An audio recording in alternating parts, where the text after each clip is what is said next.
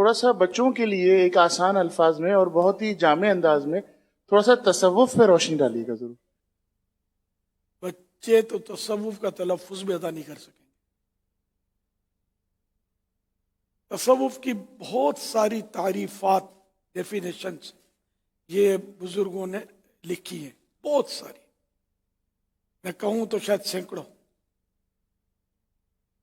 مثلا ایک تعریف یہ ہے کہ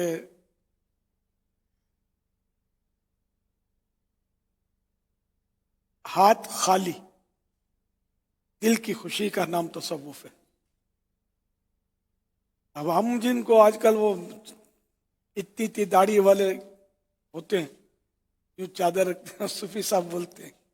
ان کو بیچاروں کو پتہ نہیں ہوتا صوفی صاحب ہوتا کیا ہے. اب ڈھیر سارا خزانہ جمع کر رکھا ہے، بینک بیلنس بنا کر رکھا ہے صوفی صاحب. تو صوفی صاحب وہ ہیں ہاتھ خالی دل خوش. یہ کہاں ہے؟ ہاتھ بھرا ہوتا ہے پھر بھی دل خوش نہیں ہوتا.